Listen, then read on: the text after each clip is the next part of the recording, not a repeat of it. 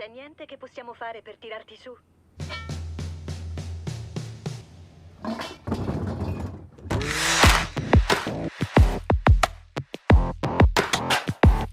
I'd like to start from the genesis of the series. How did you come up with the idea for this wonderful and scary story?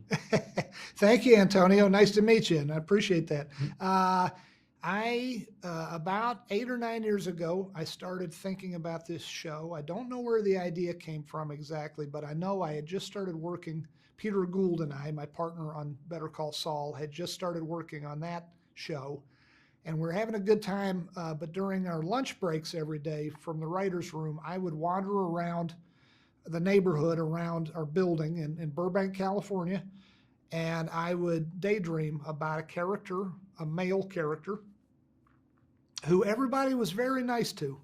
Everybody loved him, and they were kind to him, and no matter how mean he could be to them, they would still love him and would do anything for him. And I thought, why does that fascinate me? And still to this day, I don't understand. But I thought to myself, maybe there's a TV show in this.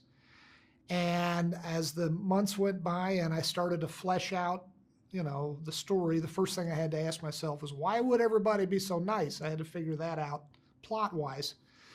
Then I started to think, I really like this actor we're working with, Rhea Seehorn.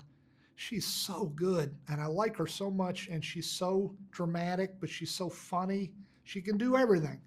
And I thought to myself, why do I have to write a show about a man? Why can't I write a show where the woman is the protagonist? So that's sort of where it came from. And I'm so happy that Rhea is our star. She is so good. I can't even tell you. I'm so proud of her. Part of the series is set in Albuquerque. So you went back there after Breaking Bad and Better Call Saul. Why is that? How do you choose your locations? Very simple, very boring reason. I love my crew. I love the crew, many of whom I've been working with since the early days of Breaking Bad. That means almost 20 years. But I love the crew in Albuquerque. They know me very well. I know them very well. We have a shorthand. We have a very instantaneous communication. I like working with people that I like, and I like working with people who know how I work and I know how they work. We don't have to waste a lot of time talking through things. I can say to, for instance, my special effects creator, Werner Handline, I could say, I wanted the explosion we want to do here. I want it like in episode blah, blah, Breaking Bad. And he'll say, got it. And then he'll go off and do it.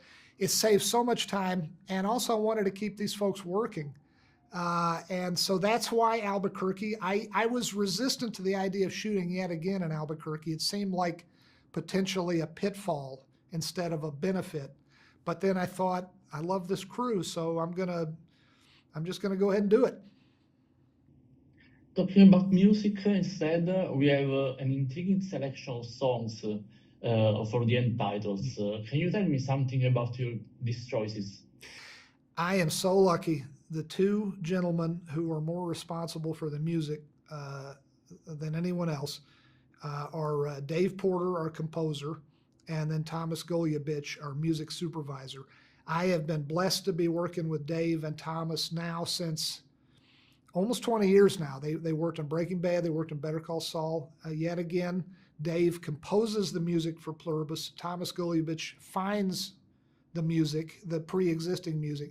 But Thomas and Dave is doing the best work of his career, I think, at Pluribus. I love his composed music. For the first time ever, Dave gets to work with real, honest-to-goodness orchestras and choirs. He's working with real human beings in Scotland and in Vienna, Austria.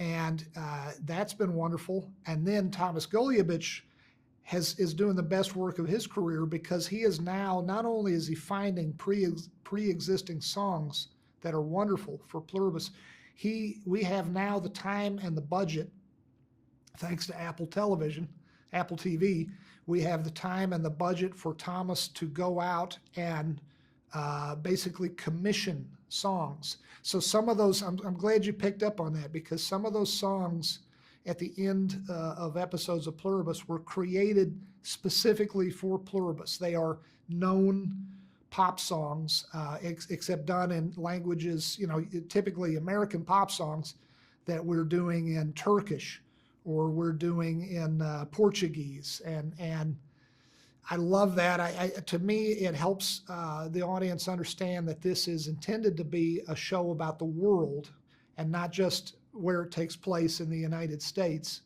And I want it to be a show that everyone on Earth can hopefully enjoy, and the music selections are a big part of that. Thank you so much. And again, congratulations. Thank you so much. Nice talking to you. I like your office, sir. Very nice. Thank you.